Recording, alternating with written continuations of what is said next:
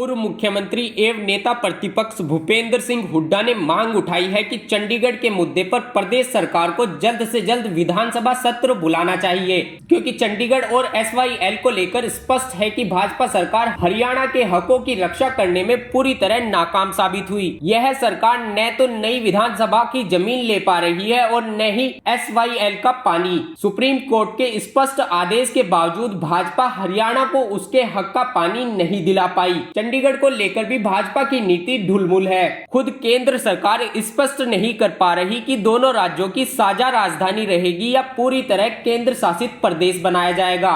इन तमाम मुद्दों पर विधानसभा के भीतर चर्चा होनी चाहिए।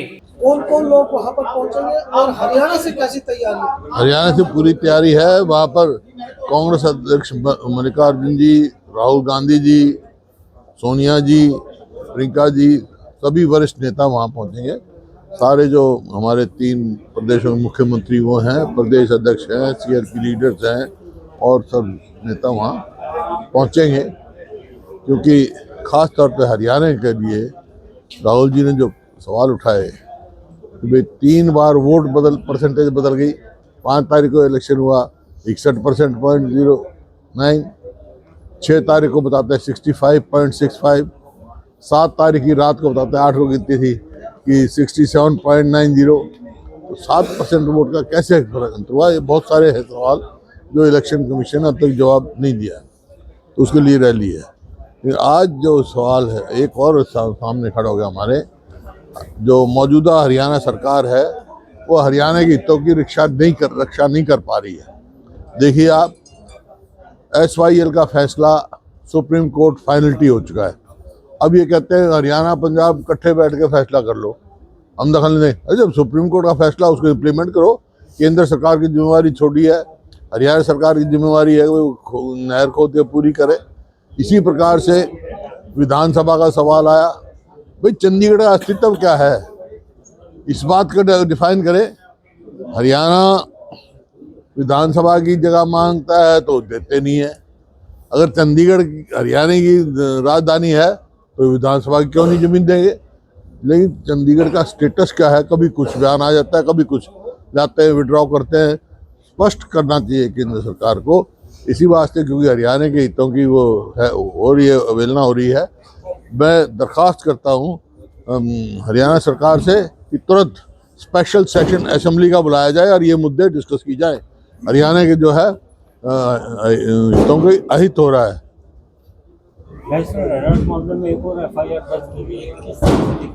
राजनीतिक प्रतिशोध है। हुड्डा साहब, रैली को सफल बनाने के लिए आज भी एक बैठक हुई थी, तमाम कल भी है। तो किस तरह से ड्यूटी लगाई गई है? पहले भी हुई थी, सब पूरी लेके आएंगे, पूरा जोर शोर से आएंगे। कैबिनेट मंत्री नरवीर सिंह ने बयान दिया है कि हरियाणा में जाटों को लोग ज्यादा पसंद करते हैं। जाटों की राजनीति ज्यादा हो रही है हरियाणा में। ऐसा है, वो उनसे बात करो। जहाँ तक हमारा सवाल है, कांग्रेस पार्टी का है, जात पात के नहीं मुद्दों की राजनीति करती है। कांग्रेस आदमी गरीब आदमी के, किसान के, मजदूर के, छोटे दुकानदार के हित की पार्टी है। सर, SIR को लेकर के भी अब हरियाणा में शुरू हो चुका है। हाँ, जिस तरह बंगाल और बिहार में हुआ, हरियाणा में भी शुरुआत हो चुकी है। कैसा? नहीं, अभी शुरुआत नहीं हुई है, अभी नहीं हुआ, लेकिन हम पूरी तरह से तैयार है।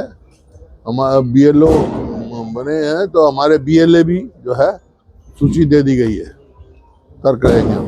हाल ही में सर जो 2 खिलाड़ियों की भी मौत हुई है, उसमें खेल विभाग ने खुद को ही क्लीन चिट दे दी है कि उनका इस मामले से कोई लेना देना नहीं है। ये सबसे शर्मनाक, तभी तो मैं कह रहा हूँ विशेष सेशन क्यों बुला रहा हूँ।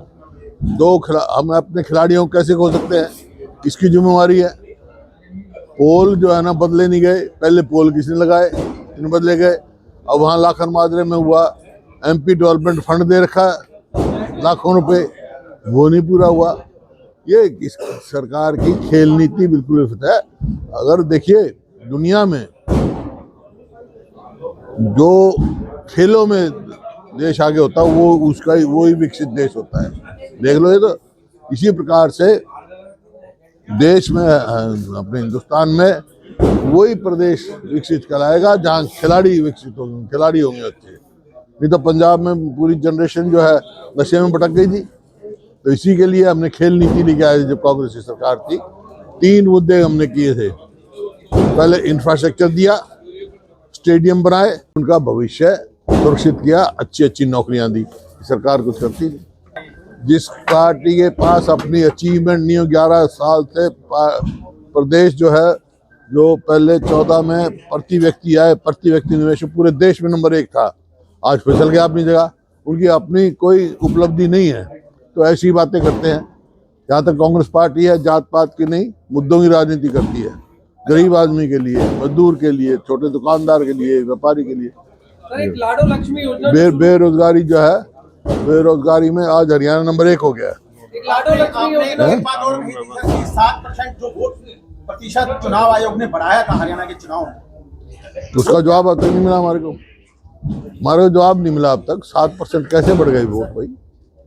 क्या मशीन अपने आप वोट डलती रही? क्या क्या क्या कैसे? और यही है तो 3 दिन तक वोट बढ़ती है क्या?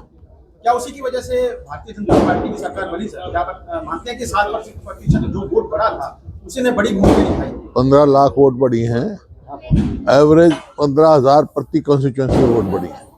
और भी बहुत दिए हैं। एक महिला के 22 वोट, एक महिला के 333 वोट, क्या है ये? क्योंकि ट्रांसपेरेंसी नहीं है इलेक्शन कमीशन की। ऐसा है, आप उनका देखो मैनिफेस्टो, उन्होंने कहा था 18 साल से ऊपर सारी महिला को देंगे, 85 लाख महिला को मिलना चाहिए। हरियाणा में जो उनको 2100 रुपये मिल रहे 5 लाख को, ये कोई, वो भी 1 साल के बाद। ये सरकार कोई भी वायदा अपना पूरा नहीं करती। और आज कानून व्यवस्था देख लो, बेरोजगारी देख लो, और जो मशीनें हैं, इसी पर से बड़ा सवाल है, मशीनें भी वो कह रहे हैं कि गंभीर मामला है। इसका कुछ ना कुछ सोचना चाहिए। अब ये तो बहुत आसान तरीके से कहते हैं जी किसान ने पराली जला दी, इससे होगी। अरे पराली जला दी, इससे प्रदूषण का क्या मतलब है? कोरोना काल में भी पराली जलाते थे ना किसान है। नीला आसमान कैसे दिखता था उसमें? कैसे दिखता था? क्योंकि जिन कारणों से प्रदूषण पैदा होता है वो सब बंद ही, फैक्ट्री बंद थी, गाड़ियां बंद थी, ट्रांसपोर्ट बंद थी, है कंस्ट्रक्शन बंद थी। ये है कारण।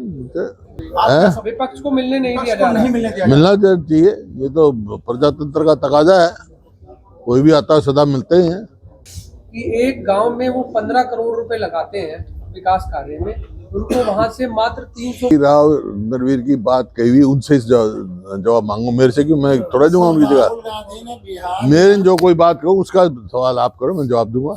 भूपेंद्र सिंह हुड्डा ने कहा कि बीजेपी ने वोटों की गणना में धांधली करके सरकार बनाई है। राहुल गांधी ने इस बात के बकायदा सबूत पेश किए हैं। इस बात का गवाह पूरा हरियाणा है कि कैसे वोटिंग के बाद हर दिन वोटिंग प्रतिशत बढ़ता रहा। हुड्डा ने कहा कि 5 अक्टूबर 2024 को वोटिंग के बावजूद चुनाव आयोग ने बताया था कि हरियाणा में कुल 61.19% मतदान हुए। 6 तारीख को इसे बढ़ाकर 65.65% कर दिया गया और 7 तारीख को फिर से इसमें बदलाव करके इसे 65.9% बताया गया। क्या चुनाव आयोग इस बात का जवाब देगा कि लगातार 3 दिनों तक अपने आप वोट कैसे बढ़ रही थी? मैदान में रैली होनी है, जैसे कहा वोट चोर गद्दी, इसकी क्या जरूरत पड़ी?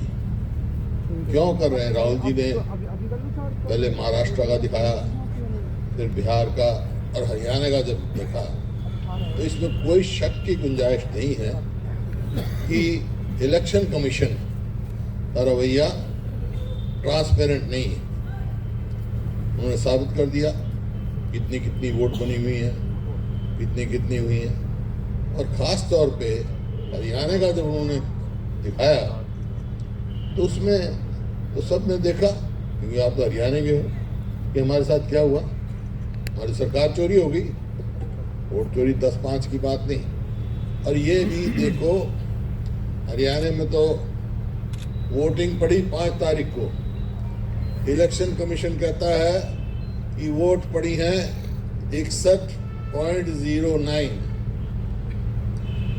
61% वोट पड़ी। फिर 6 तारीख आया, 6 तारीख को कहता है वोट पड़ी हैं 65.65, 65.65।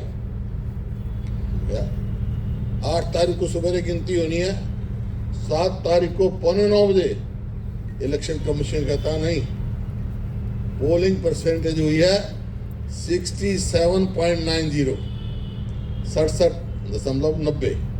कोऑर्डिनेटर साहिबान, एआईसीसी के मेंबर साहिबान और सभी कांग्रेस के सम्मानित पहुंचे हुए सम्मानित हमारे भाइयों बहनें,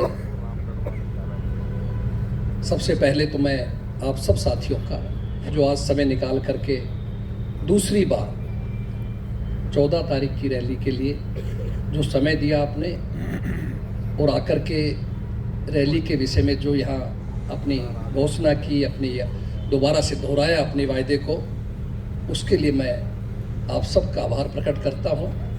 साथ में ज़रूर कहना चाहता हूँ साथियों कि आदरणीय राहुल जी ने जो ये मुद्दा उठाया, हम हरियाणा के लोग बहुत आभारी हैं इस बात के कि हमें तकलीफ़ थी इस बात की कि हरियाणा के लोग चाहते थे कांग्रेस का राज बने और ये विधिवत रूप से समझ लीजिए डिक्लेरेशन बाकी थे और लोगों ने वोट भी दिया, ये कहा जाए इसमें कोई शक की बात नहीं है। लेकिन जिस तरीके से ईवीएम में गड़बड़ कहे या वोटों के अंदर हेरा फेरी कहे, बैटरियों में परसेंटेज में गड़बड़ कहे, जो भी तरीका हुआ कि बीजेपी हारी हुई, इस बाजी को लेके चली गई हमारे हाथ से और सभी लोगों का अफसोस है, सभी लोगों को महान दुख है। और आदरणीय राहुल जी ने हमारे इस दुख को समझा और गहराई से 1 साल तक इसका अध्ययन करने के बाद फिर इस निष्कर्ष पे आकर के 5 अक्टूबर को इंदिरा भवन के अंदर मीडिया के सामने जो घोषणा की, बताया कि किस तरह से इन लोगों ने गड़बड़ की है और इसका पूरे देश के अंदर संदेश देना चाहिए। तो आप सब हरियाणा के साथियों का हमारा धर्म और फर्ज बनता है कि अपने नेता जो इतना हमारे लिए पेन ले रहे हैं, हमारे लिए तकलीफ़ कर रहे हैं और हमारे लिए हर मैदान में जाने को तैयार है, कि उनकी बात को ये रैली के माध्यम से हम देश तक पहुँचाएँ। सभी देशवासियों को पता लगना चाहिए कि दुख अकेले हरियाणा का नहीं है, ये पूरे देश का दुख है। और ठीक कहा मेरे से पहले मेरे साथियों ने कि संविधान की और लोकतंत्र के बचाने की लड़ाई है, तो जब भी संभव होगा जब हम सब मिल करके अच्छे तरीके से मन से जो घोषणा की है वो केवल एक घोषणा नहीं है, केवल दिखावा नहीं है। और अब की बार अब सच है जो हमारे बघेल साहब कह रहे थे, इसमें कोई शक नहीं है कि हम सब की ड्यूटियाँ लगाई जा रही है, वीडियोग्राफी की जाएगी, फ़ोटोज की जाएंगी। सभी मेरा निवेदन है सब साथियों से, नेताओं से कि अपने अपने स्टिकर्स ज़रूर बनवाएं ताकि काम करने वाले आदमी की सम्मान रह सके, उसको पता लग सके कितने साथी आए हैं।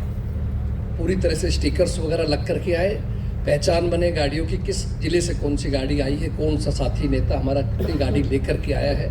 मुझे भरोसा है कि आप लोगों के लिए कोई रैली नया नहीं है। हमेशा हरियाणा की भागीदारी हमेशा 21 रही है और हरियाणा के दम के ऊपर ही ये रैलियाँ होती है, इसमें कोई शक नहीं।